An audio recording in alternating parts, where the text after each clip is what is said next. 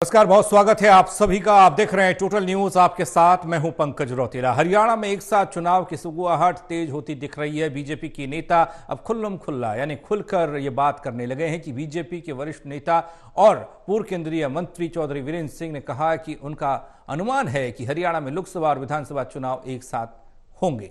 अगर हरियाणा में दोनों चुनाव यानी लोकसभा और विधानसभा के चुनाव एक साथ होते हैं तो किसे कितना नफा नुकसान हो सकता है, यह जानने की कोशिश आज चर्चा के जरिए हम करेंगे।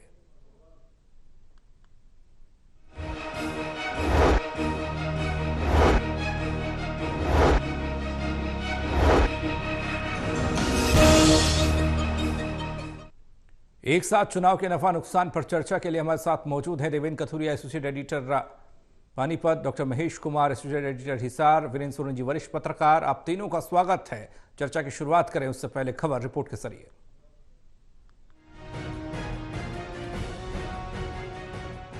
क्रिकेट के मैदान में बैटिंग कर रही टीम जब मजबूत लग रही हो तो वो पारी डिक्लेयर कर देती है ताकि विपक्षी टीम को दबाव में लाया जा सके। ठीक ऐसे ही सियासत की पिच पर तैयार और मनमर्जी से खेल रही बीजेपी भी यही दांव चलने की तैयारी में लगती है, यानी दोनों बड़े चुनाव लोकसभा और विधानसभा साथ साथ करवा सकती है। प्रदेश में खुद बीजेपी नेता ये बात जोर शोर से कहने लगे हैं कि ऐसा होता है तो है तैयार हम। आजकल बीजेपी के नेता और पूर्व केंद्रीय मंत्री चौधरी वीरेंद्र सिंह का भी अनुमान है कि दोनों चुनाव साथ हो सकते हैं। मुझे एक बात और जो आप शायद ना पूछो लेकिन मैं बताना चाहता हूँ, मुझे लगता है कि हरियाणा का असेंबली का और लोकसभा का चुनाव, मेरा आंकलन ये है, इकट्ठा होगा। यही बात बीजेपी के राज्यसभा सांसद डीपी वत्स भी कर रहे हैं कि हम तैयार हैं, ऐसा होगा ये तो मोदी जी, नड्डा जी और अपने होम मिनिस्टर साहब ही जानते हैं। पूरी तरह तैयार है बीजेपी।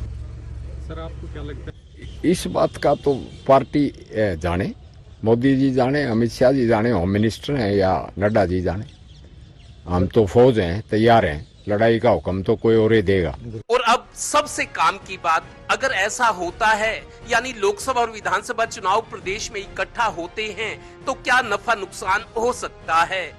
बीजेपी को ये फायदा हो सकता है कि मजबूत संगठन, मोदी चेहरा और राम जी की कृपा साथ होगी, जबकि मुख्य विपक्षी पार्टी कांग्रेस अभी संगठन के लिहाज से कमजोर है। उनकी तो सालों से कमेटियां तक नहीं बन सकी और लड़ाई सैनिक मोर्चाबंदी से ही लड़ते हैं कि किसके जिम्मे कौन सा पॉइंट, इलाका या किला है। दूसरे, बीजेपी तैयारियां पूरी कर चुकी है, कांग्रेस अभी पीछे पीछे चल रही है। उत्साह और संसाधनों के लिहाज से भी बीजेपी अभी कांग्रेस से 21 है। दोनों चुनाव एक साथ होने से बीजेपी की प्लानिंग, अमली जामा और निगरानी के बाद प्रबंधन काम करेगा, जबकि कांग्रेस की फौज को अभी ब्लूप्रिंट तैयार होने और उस पर हस्ताक्षर होने का इंतजार है। जो भी हो, इस बार चुनाव रोचक होंगे। एक जीत की हैट्रिक बनाने तो दूसरा हार की हैट्रिक रोकने में लगा दिखेगा और फैसला देने वाली जनता जनार्दन इनके लटके झटके देख रही है। Haryana bureau, total news.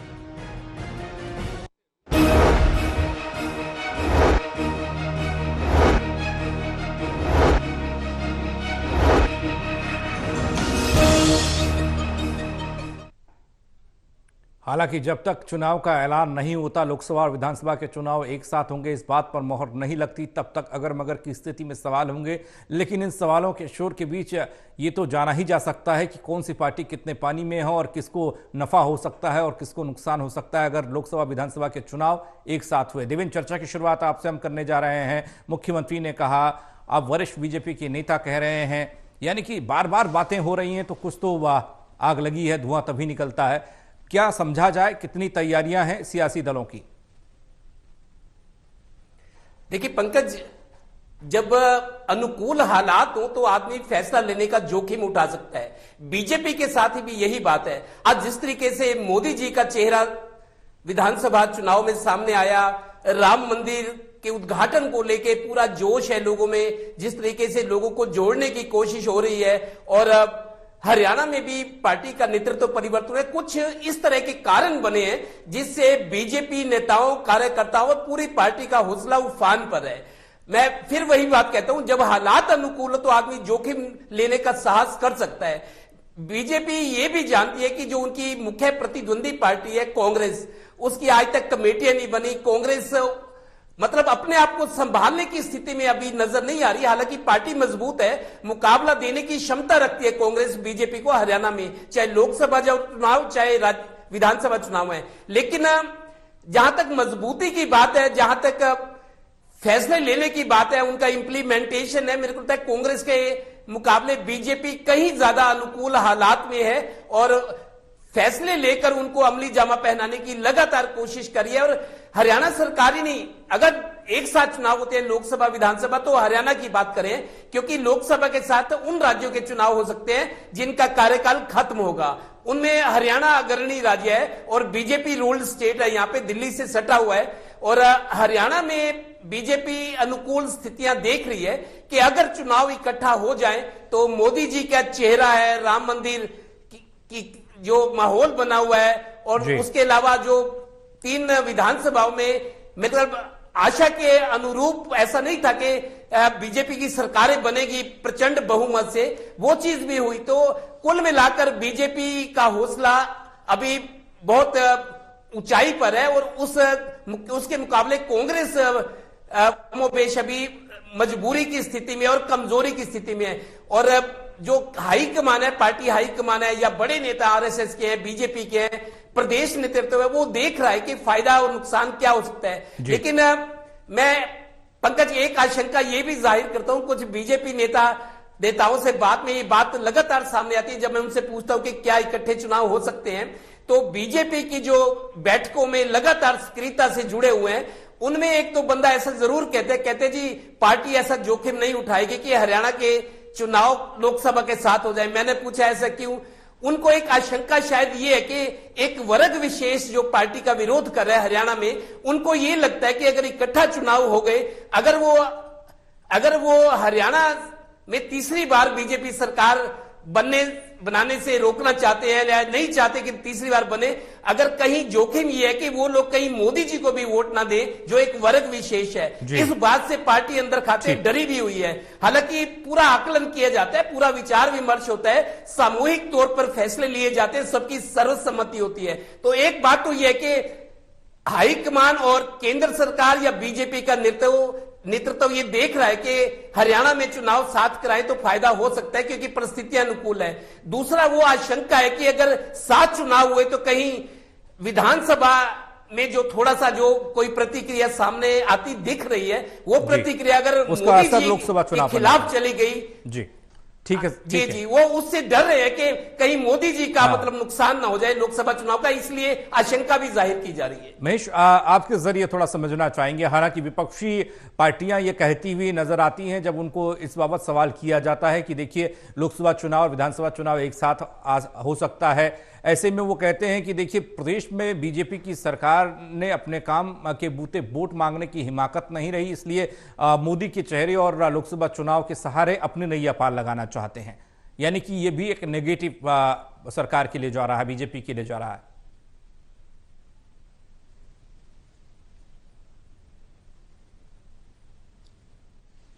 देखिए पंकज, सबसे पहले तो मैं चौधरी बीरेंद्र सिंह के बयान का संदर्भ यहां पर लेने की कोशिश करूंगा। चौधरी बीरेंद्र सिंह जो कहते हैं दरअसल भारतीय जनता पार्टी में उसका कोई बड़ा सरोकार नहीं होता। चौधरी बीरेंद्र सिंह जींद में रैली कर रहे थे, 2 अक्टूबर की वो रैली थी और उसके बाद मेरी आवाज सुनो, ये रैली का जो नाम है, टैगलाइन है, वो दिया गया था। लेकिन उसके बाद एक बयान चौधरी बीरेंद्र सिंह की तरफ से यह भी दिया गया था जिसमें उन्होंने कहा था कि 15 दिनों के भीतर मुख्यमंत्री ने जब मुलाकात की थी, भारतीय जनता पार्टी के राष्ट्रीय अध्यक्ष से मुलाकात की थी, उसके बाद ये बयान चौधरी बीरेंद्र सिंह की तरफ से दिया गया था जिसमें अल्टीमेटम उन्होंने दिया था कि 15 दिनों के भीतर हरियाणा में बीजेपी और जेजेपी का गठबंधन टूट जाएगा। ये ऐलान, ये एक खुला ऐलान जो है चौधरी बीरेंद्र सिंह की तरफ से किया गया था, लेकिन ऐसा कुछ भी नहीं हुआ। उसके बाद यही सवाल जब मैंने दुष्यंत चौटाला से पूछा तो उन्होंने कहा कि बीरेंद्र सिंह फ्रस्ट्रेटेड हो चुके हैं, इस तरह के बयान देते रहते हैं। तो यकीनन उनके बयान का, उनकी कई बात का भारतीय जनता पार्टी में कोई बड़ा संदर्भ हाल फिलहाल नजर नहीं आता। दूसरा जिक्र मैं कर रहा हूं यहां पर जो डीपी वत्स का, डीपी वत्स हमेशा से इस तरह के बयान देते रहे हैं। वो हमेशा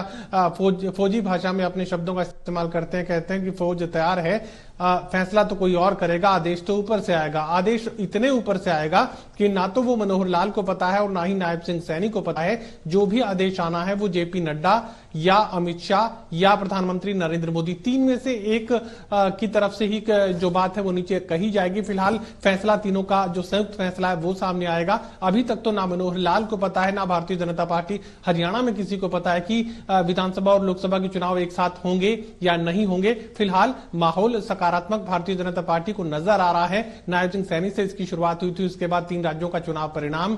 अब राममयी पूरे भारत को करने की कोशिश अब भारतीय जनता पार्टी के तमाम नेताओं की तरफ से, कार्यकर्ताओं की तरफ से की जाएगी। तमाम देश के अलग अलग राज्यों से राम भक्तों को जो है जोड़ने की कोशिश इस कार्यक्रम से प्रधानमंत्री नरेंद्र मोदी करेंगे। जिस तरीके से हमने देखा था कि कोरोना काल में कोरोना योद्धाओं के लिए दीप जलवाए गए थे, तालियां बजवाई गई थी, तो उसी तरह का कुछ घटनाक्रम एक बार फिर से राम मंदिर को लेकर पूरे देश में देखने को मिल सकता है। यही वजह है कि भारतीय जनता पार्टी ये कोशिश कर रही है कि सकारात्मक माहौल अगर बनाए तो उसका फायदा ले लिया जाए। फिलहाल एक साथ होंगे या नहीं होंगे इसका हरियाणा में तो किसी को पता है नहीं। भारतीय जनता पार्टी का शीर्ष नेतृत्व ही इस पर फैसला करेगा। मेरी व्यक्तिगत राय यह है कि लोकसभा और विधानसभा का चुनाव एक साथ तक करवाने का जोखिम नरेंद्र मोदी बिल्कुल नहीं लेंगे, क्योंकि एंटी इनकमेंसी जबरदस्त हरियाणा प्रदेश में खड़ी है। ये भारतीय जनता पार्टी के रणनीतिकार मान रहे थे, हालांकि वो तेजी से कम भी हुई है। जो भारतीय जनता पार्टी मुकाबले से बाहर नजर आ रही थी वो अब कड़े मुकाबले में खड़ी इस वक्त भारतीय जनता पार्टी कांग्रेस पार्टी के सामने नजर आ रही है। संदर्भ में यह भी लेना चाहूंगा कि 2019 का जो चुनाव देखने को मिला था, पिछले विधानसभा चुनाव का मैं जिक्र कर रहा हूं, जिसमें कांग्रेस पार्टी अपना इलेक्शन छोड़ चुकी थी। यकीनन मैं ये बात कह सकता हूं कि भूपेंद्र सिंह हुड्डा, कुमारी शैलजा अपना इलेक्शन छोड़ चुके थे और कांग्रेस पार्टी के अलावा कोई बड़ी चुनौती भारतीय जनता पार्टी के सामने नहीं थी। मुख्यमंत्री मनोहर लाल जन आशीर्वाद यात्रा लेकर पूरे हरियाणा प्रदेश में घूम रहे थे और एक तरीके से एक तरफा माहौल था। कांग्रेस पार्टी के एक एक विधानसभा क्षेत्र से 5-5 जो संभावित कैंडिडेट थे वो भारतीय जनता पार्टी में शामिल हो चुके थे। कह सकते हैं कि कांग्रेस पार्टी के पास तो उम्मीदवार भी नहीं बचे थे। बावजूद इसके गठबंधन में सरकार बनाने की मजबूरी भारतीय जनता पार्टी के सामने आई। अब चूंकि सामने कांग्रेस पार्टी खड़ी और मजबूती के साथ लड़ाई लड़ने के लिए तैयार है। संगठन कांग्रेस पार्टी के पास पिछले चुनाव में भी नहीं था और इस चुनाव में भी नहीं है। संगठन का होना या नहीं होना बहुत ज्यादा भारतीय जनता पार्टी के लिए चुनौतियों में फर्क नहीं करता है। कांग्रेस पार्टी का एग्जिस्टेंस जो पिछली बार था जब इलेक्शन छोड़ चुकी थी तब भी अच्छा खासा प्रदर्शन देखने को मिला था। अब अगर चूंकि पूरे हौसले के साथ कांग्रेस पार्टी भारतीय जनता पार्टी के सामने खड़ी है तो यह नहीं माना जा सकता कि भारतीय जनता पार्टी एक तरफा जीत यहां पर हासिल करने जा रही है। कड़ी चुनौती का सामना भारतीय जनता पार्टी को हाल फिलहाल तक तो करना है और आगे क्या होगा ये देखने वाली बात रहेगी। लेकिन मुझे लगता है कि लोकसभा चुनाव को लेकर प्रधानमंत्री नरेंद्र मोदी इस एंटी इनकमेंसी को देखते हुए, इस वैक्यूम को देखते हुए कोई रिस्क नहीं लेंगे। वीर सोनी जी, जिस तरीके से मुफीद बताया गया, ये वक्त कहते हैं कि जब वक्त आपके साथ चल रहा हो तो उस वक्त आप फैसले ले सकते हैं और आपके फैसले भी सही साबित होते हैं और मौजूदा वक्त में बीजेपी के हिसाब से माहौल बनता हुआ दिख रहा है। लेकिन एक सत्ता विरोधी लहर जो डेंट दे सकती है लोकसभा चुनाव को भी, अगर विधानसभा चुनाव में नाराजगी वोटर की है, कहीं पता लगा कि लोकसभा चुनाव के नजरिए से भी जनता ने वोट कर दिया, ये जो चर्चा के दौरान बात निकलकर सामने आई है कितनी गंभीर है? देखिए, बिल्कुल इस बात की आशंका हो सकती है और भारतीय जनता पार्टी को इसी बात का डर है। देखिए, इस समय एक माहौल बना हुआ है भारतीय जनता पार्टी के पक्ष में, जो विकसित भारत संकल्प यात्रा दिखाई दे रही है, ये सब आडंबर तो नहीं है, क्योंकि लोग जो है स्पष्ट बोलने को होते, कई बार वो सत्ता के साथ ही चलना चाहते हैं। अभी इस स्थिति की जो स्पष्ट तस्वीर है वो तो जब चुनाव की घोषणा हो जाएगी तभी मालूम होगी, क्योंकि कुछ लोग ऐसे भी होते हैं जो सत्ता के साथ जो है उनका जो दिखाई रहा है, लेकिन वास्तविक स्थिति कुछ और होती है। अगर मान लीजिए लोकसभा के साथ ही विधानसभा के चुनाव होते हैं तो चाहे जितने भी दल हैं, चाहे कांग्रेस हो, चाहे आम आदमी पार्टी हो, चाहे इंडियन नेशनल लोक दल हो, तो उन सबका जो दारोमदार है वो विधानसभा चुनाव तक है। लोकसभा चुनाव में उनकी रुचि नहीं है। तो क्योंकि अगर भारतीय जनता पार्टी के लिए लोकसभा चुनाव भी महत्वपूर्ण है और विधानसभा का ये हैट्रिक लगाना भी भारतीय जनता पार्टी के लिए इसलिए महत्वपूर्ण है कि दिल्ली के अंदर आम आदमी पार्टी की सरकार है, पंजाब में आम आदमी पार्टी की सरकार है और साथ लगते हिमाचल में कांग्रेस की सरकार बन गई थी, क्योंकि भारतीय जनता पार्टी को आपसी भीतरघात का सामना करना पड़ा था। और यहां भारतीय जनता पार्टी के नेताओं को इस बात की बड़ी शंका है कि अगर साथ होते हैं चुनाव तो ये मातम तो दिखाई दे रहा है, लेकिन वहां सभी लोग जो है लोकसभा चुनाव में व्यस्त हो जाएंगे और यहां हरियाणा के अंदर जो उसका विरोधी जो लहर है उसका कहीं हरियाणा पे असर ना पड़ जाए। तो ये जो लोग हैं, बागी लोग भी काफी रहने वाली की संभावना दिखाई जा रही है, जो बागी होकर चुनाव लड़ते हैं तो इससे भारतीय जनता पार्टी को खमियाजा भुगतना पड़ सकता है। तो ये सब तमाम बातें जो है भारतीय जनता पार्टी के संज्ञान में है नेताओं के। और वीरेंद्र सिंह जी ने तो अपना आकलन बताया। देखिए, चौधरी वीरेंद्र सिंह मोदी जी के साथ कैबिनेट में रह चुके हैं, लेकिन मोदी जी को भापना किसी के आसानी का बस नहीं है। राजनीतिक पंडित भी फेल हो जाते हैं, मीडिया भी अनुमान लगाता रह जाता है, तो कुछ और ही परिणाम निकलते हैं उनके। तो इसलिए हाँ, लेफ्टिनेंट जनरल डीपी वत्स हैं, उन्होंने भी अपने एक साधारण सा बयान ही दिया, क्योंकि उनका अपना कार्यकाल अब जो है 1 अप्रैल को समाप्त हो जाएगा राज्यसभा का, और दोबारा उनको कोई राज्यसभा की सीट मिले ऐसी संभावना नहीं है।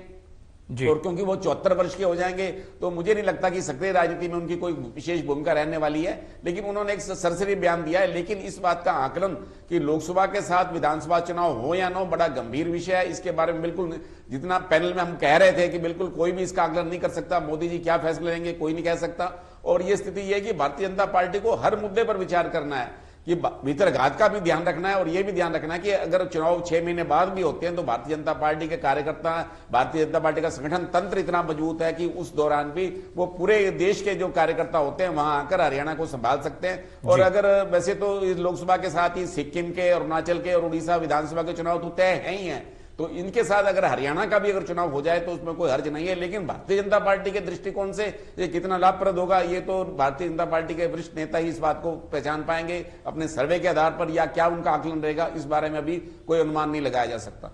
देवेंद्र, ये बड़ा महत्वपूर्ण होता है जानना कि आपने 9 साल तक प्रदेश में काम किया, आपने तमाम योजनाओं को जमीन पर लागू किया। अब इस बात का जिक्र हर मंच से करते हैं, आप यात्रा के जरिए बताने की कोशिश करते हैं कि आपका कार्यकाल बेहतरीन रहा है। फिर एक प्रदेश सरकार और प्रदेश सरकार चलाने वाली वो पार्टी क्यों दोनों चुनाव एक साथ चाहती है? क्या कारण इसका हो सकता है? क्या वो जो सत्ता विरोधी लहर है, कहीं उसका डर तो नहीं कि उससे नुकसान होगा प्रदेश में अगर मोदी जी के चुनाव के साथ ही मनोहर लाल जी के चुनाव हो जाएं तो उसका फायदा हो जाएगा? हालांकि दंड की बात का जिक्र आपने किया, क्या ये मान लिया जाए कि कहीं ना कहीं कुछ ना कुछ घबराहट पार्टी के अंदर है तमाम काम करने के बावजूद भी? देखिए पंकज, 9 साल तो मनोहर सरकार को हो गए और 9.5 साल मोदी सरकार को हो गए हैं। मोदी सरकार ने जिस तरीके से काम किया, जिस तरीके से वो चीजें कन्वे हुई लोगों में कि मोदी सरकार ने क्या क्या किए, प्रधानमंत्री आवास योजना है, उज्ज्वला योजना है, और जो चीजें प्रधानमंत्री ने कमजोर तबके लिए की है, मुफ्त राशन की योजना है, घर घर नल पहुंचाने की योजना है, जो काम मोदी सरकार ने किए उसका प्रचार, उसका जो डिलीवरी और कन्वे दोनों चीजें साथ साथ चली और लोगों को भरोसा जागा है। और दूसरा हमने देखिए मोदी सरकार में पंकज, डॉक्टर हर्षवर्धन थे, जब अटल बिहारी वाजपेयी की सरकार थी तब पोलियो जो एक बड़ी घातक बीमारी थी, उस टाइम भी स्वास्थ्य मंत्री थे डॉक्टर हर्षवर्धन। उन्होंने इतना अच्छा काम किया था कि पोलियो का जड़ से खत्म कर दिया गया था पूरे देश से, उनको शाबाशी भी मिली थी। अटल बिहारी वाजपेयी के टाइम की सरकार की बात है। अब मोदी सरकार में भी हर्षवर्धन स्वास्थ्य मंत्री थे। स्वास्थ्य मंत्री जब थे तो आप देखिए बीच में ही क्या हुआ, रविशंकर प्रसाद सिंह जो जबरदस्त प्रवक्ता, जिनको मैं पार्टी का मानता हूं, बहुत ही इंटेलिजेंट आदमी है और दलीलें बड़ी जोरदार पेश करते हैं, वकालत पेशे से आए हुए हैं। रविशंकर प्रसाद सिंह और आपके हर्षवर्धन जैसे नामी गिरामी मंत्री थे, इनको रिप्लेस किया गया मंत्रिमंडल से। उनकी जगह अश्विनी वैष्णव है और दूसरे जो हैं कुछ गुजरात से लाए गए। मतलब मोदी सरकार में रैंकिंग होती है मंत्रियों के काम की, डिलीवरी की, जो योजनाएं हैं उनको अमली जामा कैसे पहनाया गया, पूरा मॉनिटरिंग होती है। और आप देखिए मोदी सरकार में कई मंत्री, अच्छे अच्छे मंत्रियों को बदला गया, क्योंकि मोदी रिजल्ट चाहते हैं, जो कहा गया है उसको जमीन पर होते हुए देखना चाहते हैं। लेकिन मनोहर सरकार में दिक्कत दरअसल ये है, मुख्यमंत्री तो अपने काम को बड़ी गंभीरता से ले रहे हैं, काफी मेहनत भी करते हैं, लेकिन कुछ मंत्री जो एवरेज है, अब एक खेल मंत्री है संदीप सिंह जो विवादों में चल रहे हैं लगातार, लेकिन उनको मंत्रिमंडल में बनाए रखा गया है। भले ही एक डिपार्टमेंट उनसे खेल मंत्रालय लिया गया है, लेकिन वो प्रिंटिंग स्टेशनरी डिपार्टमेंट दिया गया, लेकिन उनका मंत्री का रुतबा कायम है। कुछ और मंत्री हैं जो मैं समझता हूं डिलीवरी के मामले में, अभी शिक्षा मंत्री है, शिक्षा मंत्री का हमने देखा एक बड़े मीडिया चैनल ने दिखाया कि जब वो विधानसभा सत्र में उनको 1,76,376 का आंकड़ा पढ़ना था, 5 बार में वो नहीं पढ़ पाई। ये अभी की बात है। हरियाणा विधानसभा जो सत्र था, बतौर शिक्षा मंत्री उनको 1,76,376 का आंकड़ा पढ़ना था सरकारी स्कूलों का, लेकिन 5 बार में भी वो ठीक नहीं बोल पाए। एक बड़े मीडिया चैनल ने उनको दिखाया कि किसी प्रदेश के शिक्षा मंत्री ऐसे भी हो सकते हैं। कुछ और भी मंत्री हैं जो मतलब एवरेज से या एवरेज है, मतलब वो भरोसा नहीं जगा पा रहे लोगों में। सब ऐसे नहीं है मैं कहता हूं, लेकिन कुछ मंत्री ऐसे हैं जो सरकार की योजनाओं को जमीन पर उतारने में सक्षम नहीं है। एक बात और पंकज कहना चाहूंगा, 2014 में जब मोदी सरकार बनी थी, मई 2014 में चुनाव हुए, 4 महीने बाद जब अक्टूबर में चुनाव हुए थे, तो मोदी जी बतौर प्रधानमंत्री पहली रैली करनाल में हुई थी। उन्होंने हरियाणा के लोकसभा की रैली की थी। 10 में से 9 सीटें मोदी जी का चेहरा सामने था। मोदी जी के चेहरे पर, मोदी जी के अपील पर लोगों ने 10 लोकसभा सीटों में से 9 सीटें बीजेपी को दी थी 2014 में। फिर 2019 में जब फिर पीएम बनकर नरेंद्र मोदी हरियाणा में आए, रैलियों को संबोधित किया, उन्होंने अपनी बातें रखी, उनके चेहरे की, उनकी बातों की लोगों ने अपील किया, उन पर प्रभाव पड़ा और 10 की 10 सीटें 2019 में जीत पाए। अब अगर 7 चुनाव नहीं करवाना चाहते, वो इसकी वजह एक ये है कि मोदी जी का बड़ा चुनाव है बीजेपी के लिए, पूरी बीजेपी के लिए, और जो भी इस सरकार को रिपीट होना देखना चाहते हैं तीसरी बार, वो चाहते हैं कि मोदी जी वाला चुनाव जीता जाए। मोदी जी जब जीत जाएंगे तो फिर हरियाणा में आएंगे, जैसे 2 बार आए थे, या और जगह जाएंगे, उनकी नैया पार लगा देंगे। लेकिन बीजेपी के कुछ नेताओं को यह आशंका सता रही है कि शायद अगर चुनाव 7 हो जाए तो राज्य सरकार के खिलाफ जो एंटी इनकम्बेंसी है, जो प्रतिक्रिया है, उसके सवाल है, बहुत सारे हैं, बहुत सारे मुद्दे हैं। इसलिए भी कि देवेंद्र, एक सर्वे चुनाव को लेकर कराया गया बीजेपी की तरफ से, 1 या 2 सर्वे हुए हैं, एक विधानसभा चुनाव और एक लोकसभा चुनाव, ये कहा जा रहा है। रमेश, आपके पास मैं आ रहा हूं। उस सर्वे के दौरान ये पता चला कि कई लोग, जिसका जिक्र देवेंद्र कर रहे थे कि उनका परफॉर्मेंस वैसा नहीं रहा, उनका टिकट कट सकता है, कई विधानसभाओं या लोकसभा क्षेत्रों में टिकट बदला जा सकता है, और इसलिए भी चुनाव एक साथ कराने की कोशिश हो सकती है ताकि वो गुटबाजी ना हो, वो विरोधाभास के स्वर ना निकले, किसी को इस तरह का मौका ना मिले। क्या समझा जा सकता है?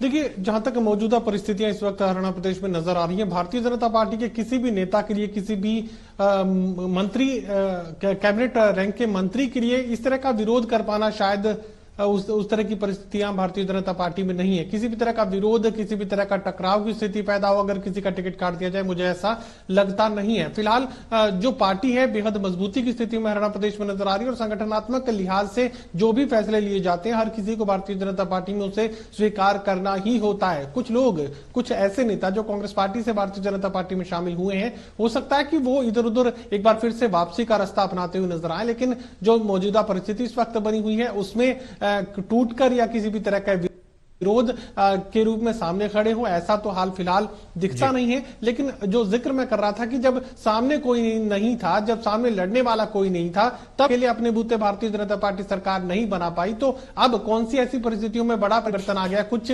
ऐसा क्या हुआ है कि भारतीय जनता पार्टी को यह लगता है कि इस बार तो जो है झोली वोटों से भर जाएगी और जो है किसी भी तरह की चुनौती का सामना उन्हें नहीं करना पड़ेगा। जब बीजेपी ये मान रही थी कि सामने चुनौती नहीं है, तब भी इतनी बड़ी चुनौती सामने खड़ी थी, अब तो मुकाबला बराबरी का नजर आ रहा है। तो ऐसे में भारतीय जनता पार्टी के लिए यूं ही प्लेट में परोसकर जो है सत्ता हरियाणा की मिल जाएगी, ऐसा मुझे दिखता नहीं है। संघर्ष काफी ज्यादा रहने वाला है, चुनौतियां काफी ज्यादा बढ़ गई हैं, क्योंकि जिम्मेदारियां आपके कंधों पर जनता ने बहुत ज्यादा दी हैं। समय इजाजत नहीं दे रहा आगे बढ़ने की। बहुत शुक्रिया आप तीनों का हमारे साथ जुड़ने के लिए। लेकिन ये चुनाव अभी भी अगर मगर की स्थिति में है, क्योंकि फैसला हुआ नहीं है। फैसला केंद्र सरकार का, फैसला केंद्रीय चुनाव आयोग का है। इस पर मंथन चल रहा है, क्या इस पर बात हो रही है क्या? लेकिन ऐसी खबरें निकल कर आ रही हैं कि हरियाणा में लोकसभा चुनाव और विधानसभा चुनाव एक साथ हो सकता है। उसके लिए सियासी पार्टियां कितनी तैयार हैं, ये जानने की कोशिश इस चर्चा के जरिए हमने की। छोटा सा